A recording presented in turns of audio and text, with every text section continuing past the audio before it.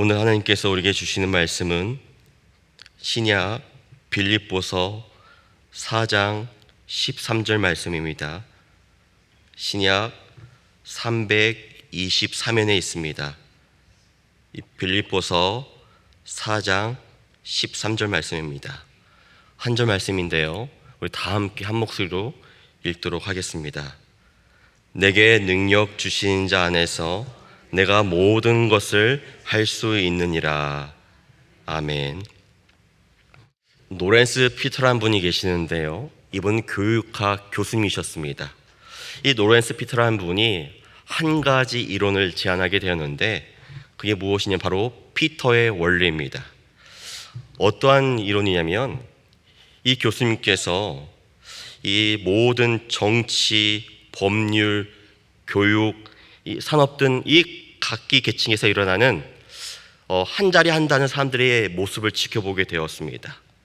그래서 이 모습 속에서 한 가지 공통된 원리를 발견하게 되었는데, 그게 무엇이었냐면, 왜 세상에는 이렇게 무능한 사람들이 다 한 자리 한다는 위치에 있을까라는 이 무능력을 연구하게 된 겁니다. 또한 이 연구 가운데 한 가지 결론에 도달하게 되었습니다. 인간의 모든 조직에서 나타나는 모든 원리는 무엇이냐면, 모든 사람들이 자신의 무능력 단계에 도달할 때까지 승진하려는 경향이 있다는 겁니다. 그래서 모든 조직을 보게 되면 이 무능력한 사람들이 이렇게 많구나라는 것을 알게 된 원리가 이 피터의 원리라는 것이죠. 그래서 이 모든 조직에는 이 무능력한 사람들로 채워져 있다는 것입니다. 이 피터의 원리가 그런 논리죠. 여러분 동의하십니까? 가끔 이런 거 있죠. A라는 사람이 있는데 이 사람이 대리일 때는 안 그랬습니다. 근데 부장이 되니까 이렇게 말하죠.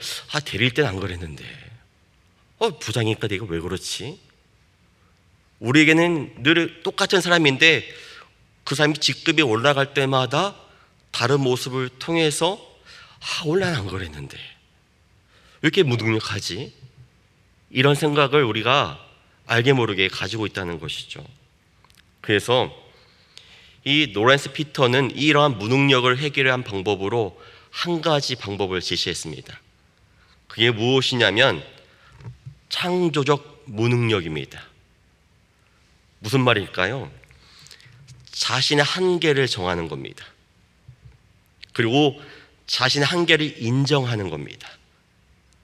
나의 한계는 여기까지야. 나의 한계는 이걸 넘어서면 안 돼 라고 하면서 이 자신의 능력을 정하는 거죠. 이걸 창조적 무능력이라고 하는 겁니다. 저번 주에 청년 친구들과 제가 같이 체육대회를 했습니다. 체육대회를 하면서 풋살을 하게 되었는데 제가 골키퍼였습니다. 왜냐면 제가 나름대로 능력을 한정 지은 거죠. 이 젊은 친구가 뛰기에는 이 체력적인 한계가 있었습니다.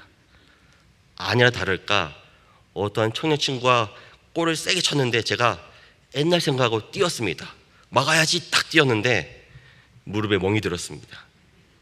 그 다음 날이 새벽 기도였는데 이 발이 올라가지 않는 겁니다. 이런 거죠. 나이대에 맞는 능력을 인정하는 것, 창조적 무능력입니다. 그래야만 탈이 나지 않는 것이죠. 만약에 내 한계를 뛰어넘어서 오버하게 되면 어떤 일이 벌어질까요? 저는 아마 병원에 실려가 있을 겁니다. 난리가 나는 것이죠. 이처럼 이 노렌스 피터는 능력에 관한 주제로 창조적 무능력이 중요하다 말하고 있습니다. 오늘 본문은 무엇을 말하고 있냐면 사도 바울의 신앙 고백이죠. 내게 능력 주신 자 안에서 내가 모든 것을 할 수 있느니라. 여러분 이 말씀 참 좋아하지 않습니까? 아마 외우셨을 겁니다. 저 또한 이 교학교 때 저희 교학교 선생님께서 시험을 앞두고 있으면 꼭 이 말씀을 들려주셨습니다. 저를 불러서 있잖아, 이 시험이 다가올 텐데 걱정하지 말라고. 내게 능력 주신 자 안에서 내가 모든 걸 할 수 있다고. 기도하면 잘 맞을 거라고. 결과가 어떻게 됐을까요? 기도가 어긋났습니다. 분명히 의지했는데, 이 말씀을 의지하고 공부했는데 안 되더라고요. 뭐가 더 중요한 겁니까? 더 열심히 공부하고 함께 기도하는 게 같이 가야 되는 거죠. 우리는 이 말씀을 참 좋아합니다. 그리고 암송도 하죠. 왜 그럴까요? 뭔가 이렇게 기도하면 될 거야.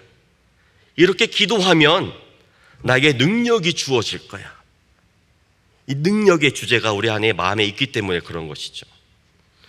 우리가 또 좋아하는 말씀이 있죠. 예수님께서 말씀하셨습니다. 믿는 자에게는 뭐가 없다고요? 다 외우시네요. 믿는 자에게는 능치 못함이 없느니라. 앞뒤 문맥은 기억나지 않습니다. 근데 무조건 이 말씀은 너무 좋죠. 이 두 구절은 우리에게 암송되는 구절입니다. 능력을 요하기 때문에 그렇죠. 내가 예수 믿는 이유가 뭐야? 능력 얻기 위해서 그렇지. 내가 쫙 기도하면 홍해는 아닐지라도 뭔가 좀 갈라져야지 라고 생각하면서 우리는 이 말씀을 참 좋아합니다. 여러분, 그런데 이 말씀의 본뜻을 모르면 우리가 이 말씀을 좋아하는 것은 이 종교인에 불과할 수 있습니다. 마치 이 말씀을 기계적으로 외우게 되면 우리의 신앙은 자판기 신앙이 되죠. 동전을 넣으면 그에 해당되는 음료수가 나오게 되고 어떤 것이 나오게 됩니다. 마치 우리는 이 말씀을 열심히 외워서 조건으로 넣습니다. 열심히 기도합니다. 근데 우리는 기대하죠. 무엇이 나올까? 내가 원하는 열매가 나오겠지 라고 기도합니다. 기계적으로 기도하죠. 만약 응답이 안 되면 이렇게 생각합니다. 나의 기도가 부족하구나. 열심적으로 더 기도해야지. 주여 주여 기도합니다. 그래도 안 되죠. 더 기도하고 더 매달립니다. 잘 보십시오.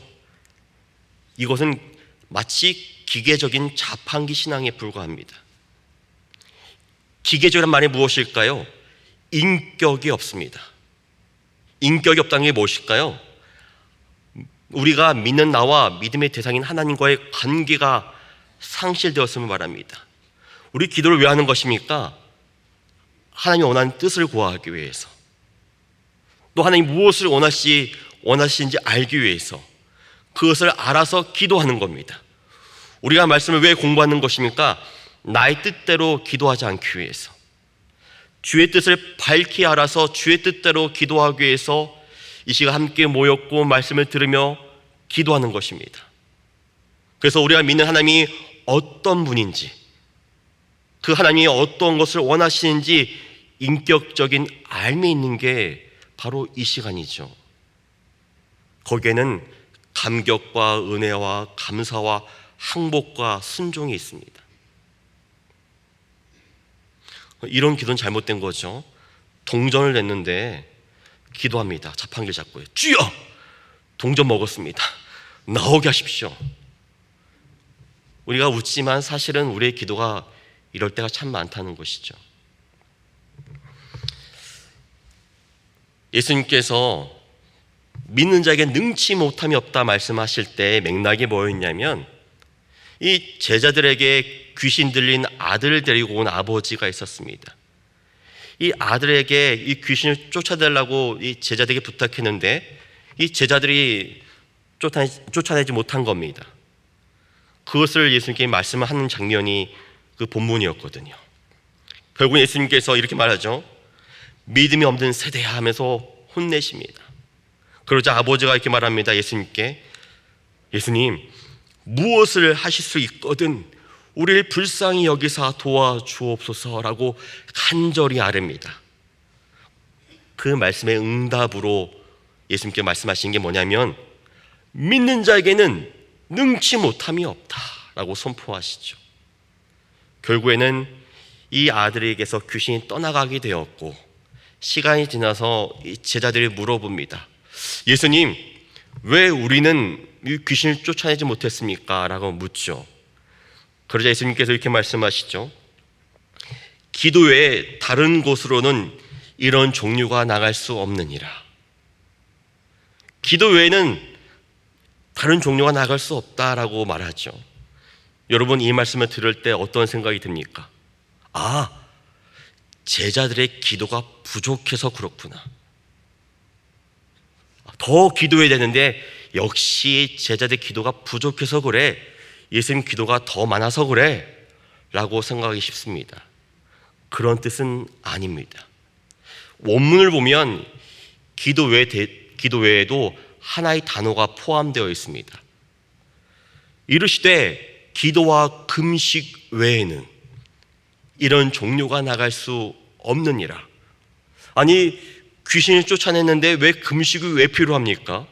그런데 오늘 본문의 언에는 기도와 금식이 함께 포함되어 있다는 겁니다. 여러분, 금식하게 되면 어떻게 되죠? 힘이 없어집니다. 한 이틀째 되면 어떻게 될까요? 배고픔이 막 떠오르죠. 저도 한번 금식을 해본 적이 있는데 이거 금식이 고역이 되더라고요. 금식 가운데 은혜가 될 줄 알았는데 금식만 끝나봐라. 난 통닭 먹어야지, 피자 먹어야지, 여름이니까 소바 먹어야지, 이런 생각으로 가득 차게 됩니다. 그 순간적으로 금식을 왜 하는 걸까? 도대체 금식을 왜 하게 되지? 하는데 금식을 하게 되면 하게 될수록 어떤 일이 벌어집니까? 나 힘이 소진되고 기도할 힘조차도 없어지게 됩니다. 그렇다면 이 의미가 무엇일까요? 귀신을 쫓아낼 수 있는 유일한 방법은 기도와 금식 외에는 없다는 말은 무엇이냐면 너의 힘과 능력으로는 안 된다는 겁니다. 금식해봐라. 너의 힘이 소진될 것이다. 힘이 없어질 것이다. 근데 응답이 됩니다. 내 힘으로 된 게 아니네. 주님의 은혜로 된 것이구나. 주님의 능력으로 된 것이구나. 그러므로 자랑할 게 없어지는 것이죠. 여러분, 우리에게 주어진 모든 것들은 나의 능력으로 된 것이 아니라는 겁니다. 그런데 우리는 이 금식을 오해할 때가 있습니다. 금식하면 능력. 예를 들어 과거에는 우리 선배님 중에는 40일 금식한 분이 꽤 있었죠. 대단한 것 같습니다. 실제로 40일 금식하다가 도중에 돌아가신 분도 종종 있었습니다.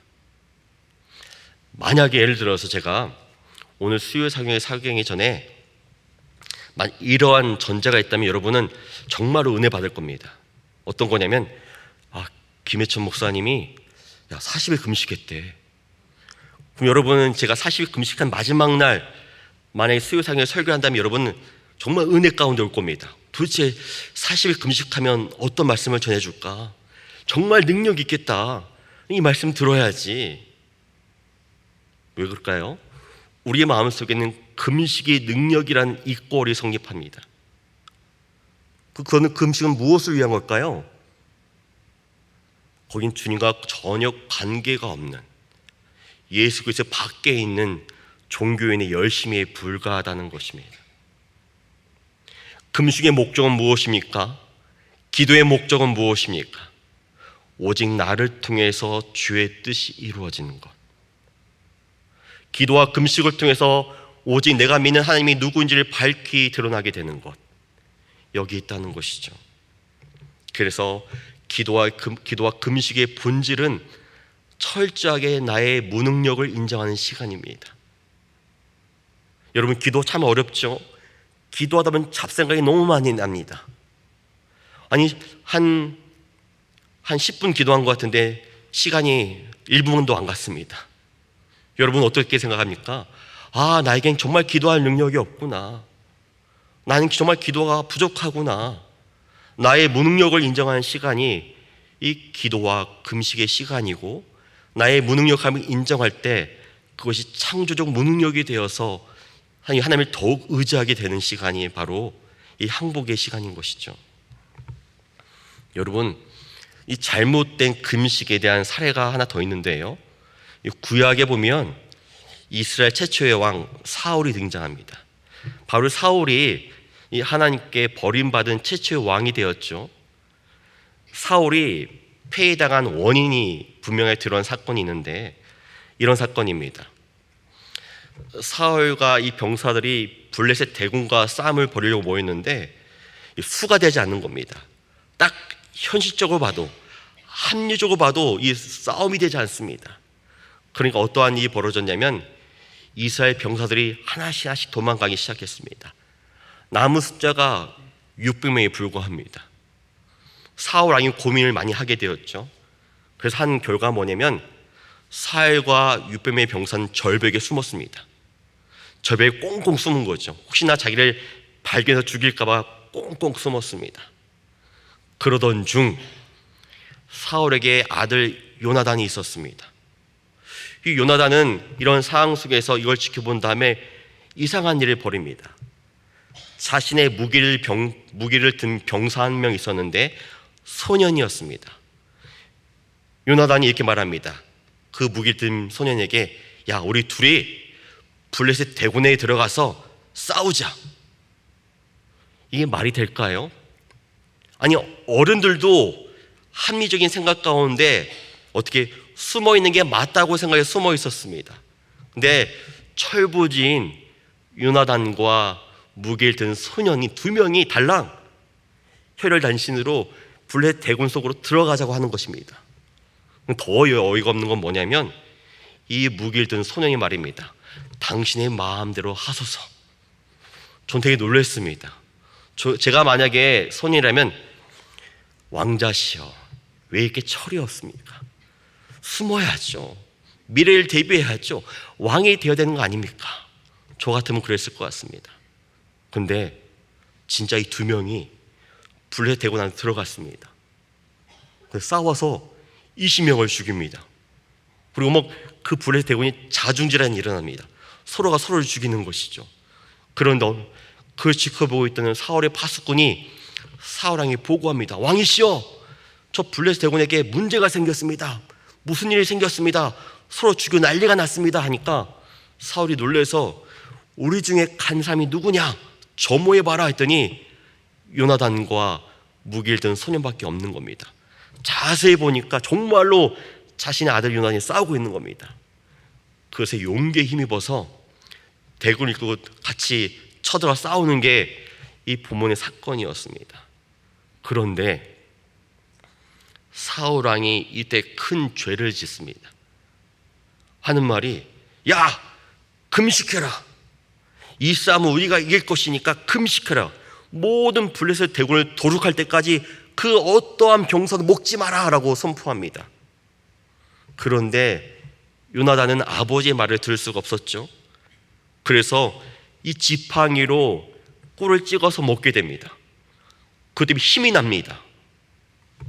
여러분, 제가 아침에 꿀을 타서 먹어봤거든요. 실험을 해봤는데 좀 힘이 나더라고요. 힘이 납니다. 힘이 나서 열심히 싸우는데 그걸 지켜보고 있던 어떤 병사가 이렇게 말합니다.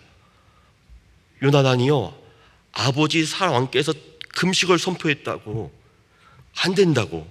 그러자 요나단이 말하죠. 왜 아버지가 그런 명령을 내렸을까? 이렇게 싸움이 한참일 때 먹어야 힘을 나는데 왜 아버지가 그런 명령을 내렸을까 아쉬워합니다. 그러던 중 사울이 그렇게 명령을 취하면서 이 제단을 쌓습니다. 그리고 예배를 드리는 것이죠. 그리고 그 순간 제사장 아이야가 등장해서 사랑에 묻습니다. 왕이여, 싸우기 전에 함께 뜻을 물어봅시다. 이 전쟁을 하나님께서 우리에게 주셨는지 물어봅시다라고 제안합니다. 그런데 응답이 없는 겁니다. 그래서 사울 왕이 이렇게 생각했습니다. 분명히 우리 중에 죄가 있다. 죄가 있으니까 응답이 없는 것이냐면서 선포합니다. 만약 우리 중에 죄가 있는 자가 있다면 그게 내 아들 요나단일지라도 내가 죽이겠다라고 말합니다. 결국에는 제비 뽑기를 하게 됩니다. 누가 뽑히게 될까요? 요나단이 뽑힙니다. 그러자 아버지가 말합니다. 요나단아, 네가 반드시 죽으리라. 그게 말을 하죠. 근데 그 말을 듣고 있던 이스라엘 백성들이 이렇게 말합니다. 왕이시여, 요나단이 1등 권신인데 어찌하여 요나를 죽일 수 있단 말입니까? 그리고 하는 말이, 이렇게 말합니다. 여호와의 살아계심을 두고 우리가 맹세합니다. 그의 머리털 하나로 땅에 떨어지지 아니할 것은 그가 오늘 하나님과 동역하였기 때문입니다. 이렇게 말하죠. 그러자 사울이 그 백성들의 요구 앞에 포기하고 자신의 길을 걸어가게 되는 것입니다. 여기까지만 해도 사울이 무슨 죄를 졌는지 모르겠죠. 오히려 사울 왕이 금식을 선포했는데 금식을 범한 요나단이 죄처럼 보이죠. 그런데 여러분, 사울의 이 사건이 사울이 폐위당한 근본적인 원인을 말해주고 있습니다. 하나님께 버림당한 근본적인 원인을 말해주고 있습니다. 사울은 이 모든 전쟁 가운데 하나님이 전쟁의 승리자이신데 거기에 금식이란 종교적인 세체를 덧입혀서 마치 자신이 이긴 것처럼, 자신이 금식을 선포함으로 이 전쟁을 자신 때문에 이긴 것처럼 둔갑시키고 있다는 것입니다. 분명 겉으로는 금식이고 종교적인 행위입니다. 그러나 그 마음의 중심에는 전혀 하나님이 없었습니다. 아니, 이 전쟁 가운데 승리하려면 많이 먹어야죠. 왜 갑자기 금식을 선포합니까? 기도하지 않았습니다. 자신의 생각 가운데 금식을 선포해서 모든 백성들이 자신을 우러러 보도록, 마치 이 모든 승리가 사울의 명령 가운데 승리한 것처럼 이 하나님의 승리를 빼앗아가고 있다는 것입니다. 여러분, 우리가 드리고 있는 예배, 우리가 드리고 있는 기도 자체가 의미가 있는 건 아닙니다. 우리가 열심히 봉사하고 무엇인가 섬기는 게 중요한 의미가 아닙니다. 모든 상황 속에서 내가 기도할 때, 금식할 때, 봉사할 때 내 마음에 예수 그리스도가 있는가? 진실로 하나님을 예배하는가? 내 마음의 중심에 하나님이 있는 것인가? 그게 매우 중요하다는 것이죠.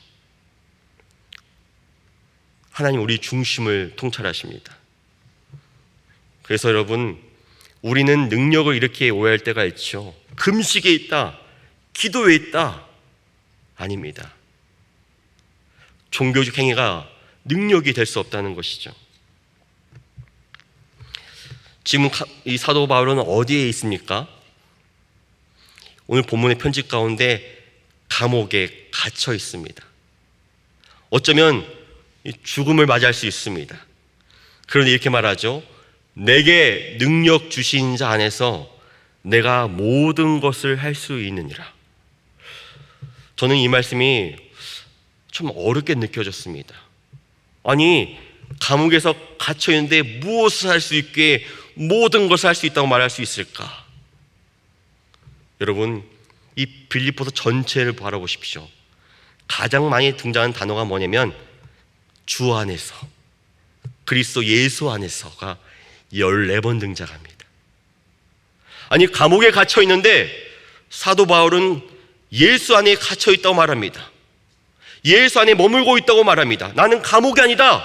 예수 안에 있다. 예수 안에 있다. 오늘 마지막 장 빌립보 4장에서는 그리스도 예수 안에서 말을 7번 등장해서 계속 몰아치고 있습니다.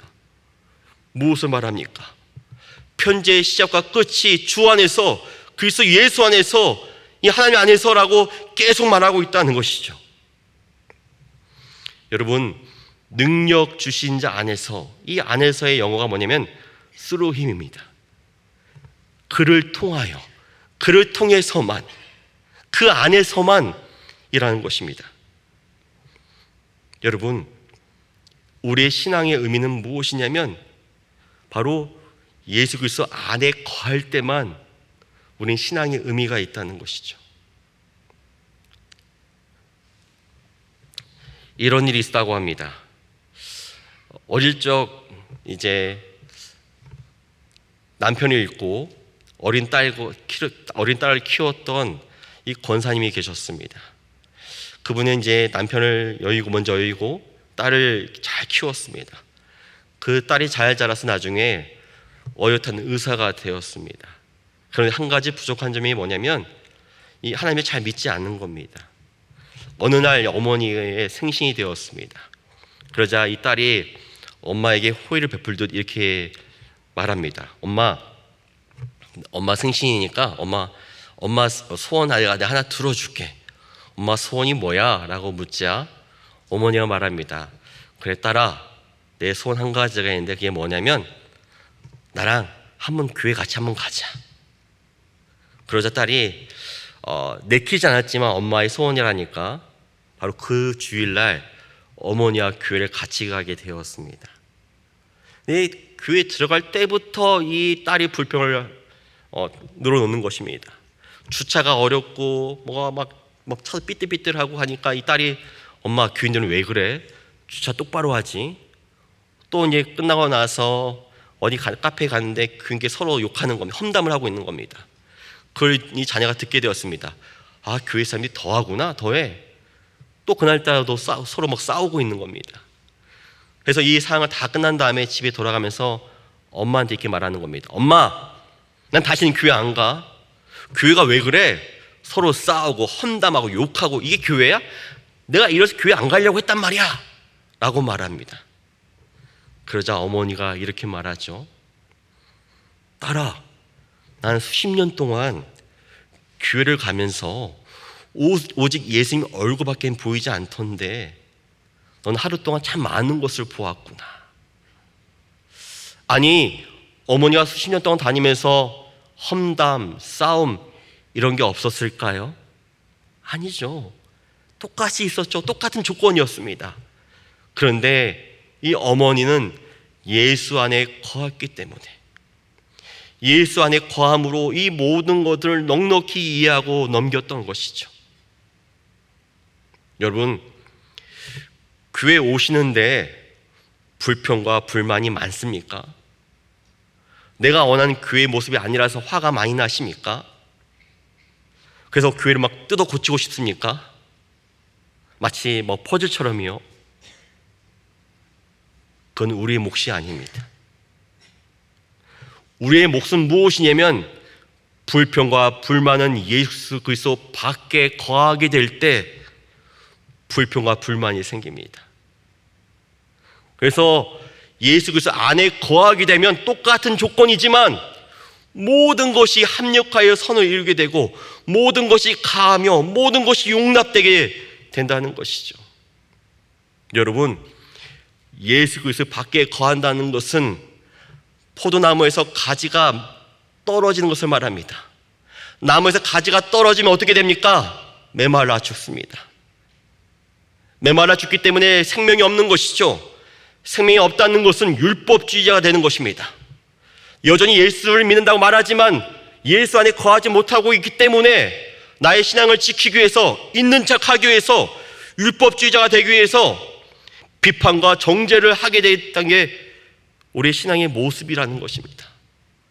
사울처럼 금식을 선포하고 기도를 한다고 하지만 그 마음속에 예수가 없기 때문에 우리의 신앙은 생명력이 없어지는 것이죠.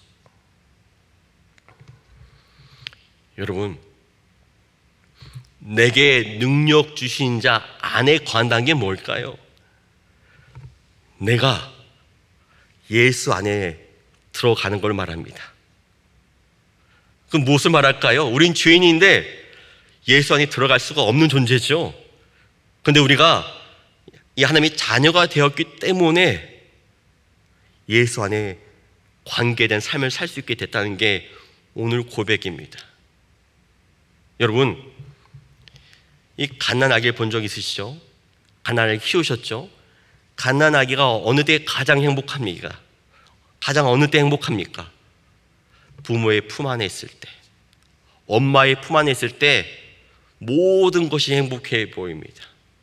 그래서 이 자녀는 바랄 게 없죠. 나에겐 엄마가 있으니까요. 예수 안에 거한다는 것은 무엇이냐면 만족하고 누리는 겁니다.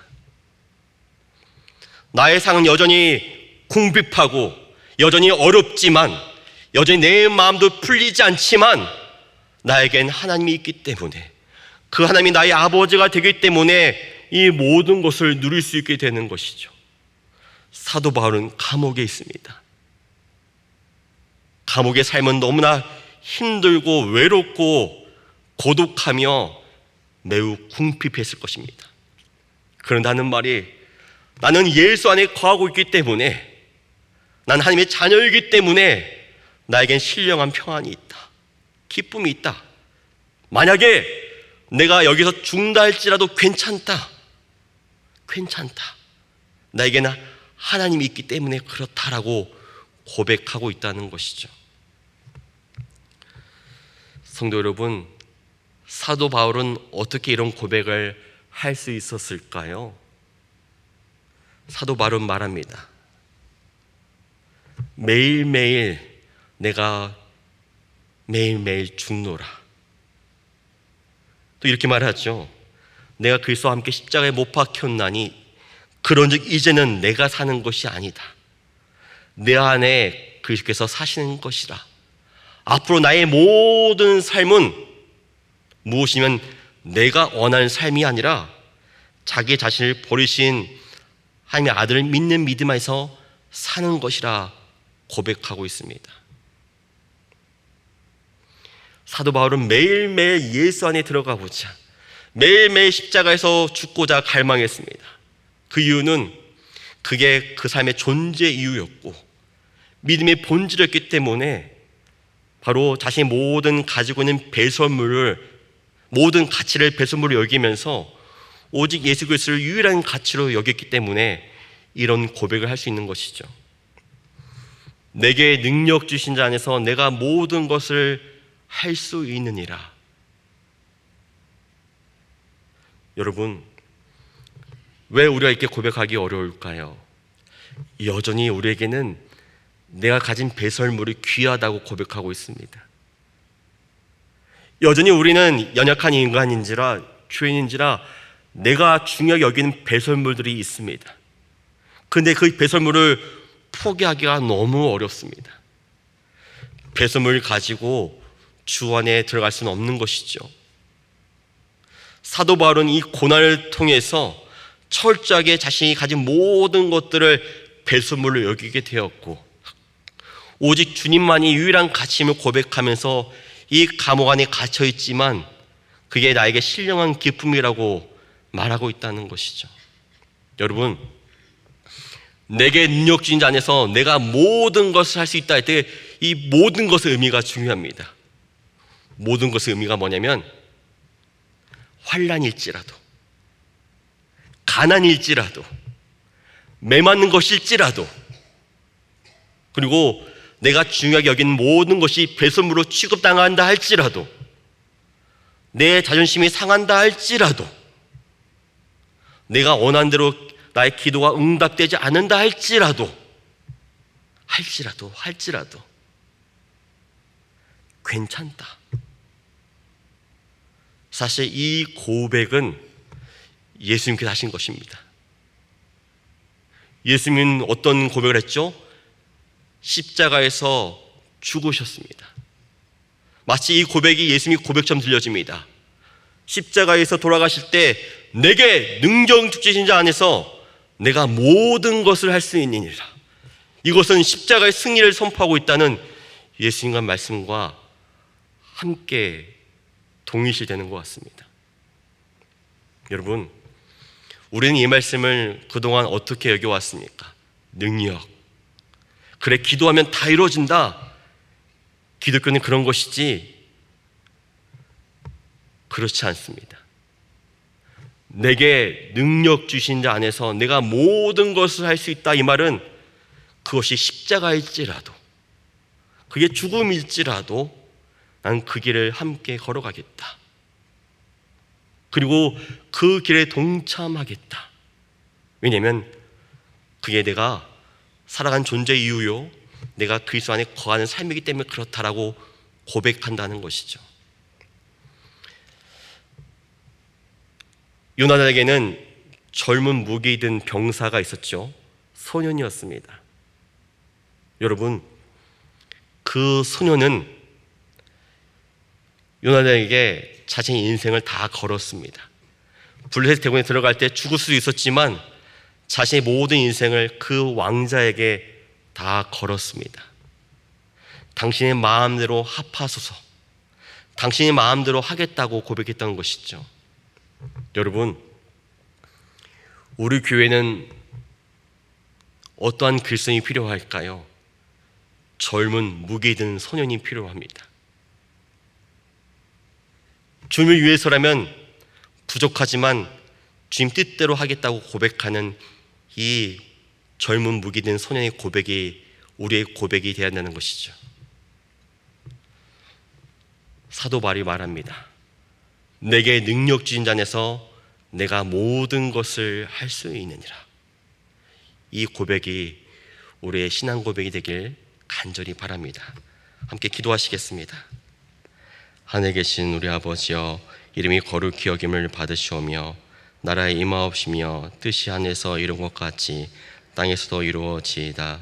오늘날 우리에게 일용할 양식을 주옵시고 우리가 우리에게 죄 지은 자를 사하여 준 것 같이 우리의 죄를 사하여 주옵시고 우리를 시험에 들게 하지 마옵시고 다만 악에서 구하옵소서.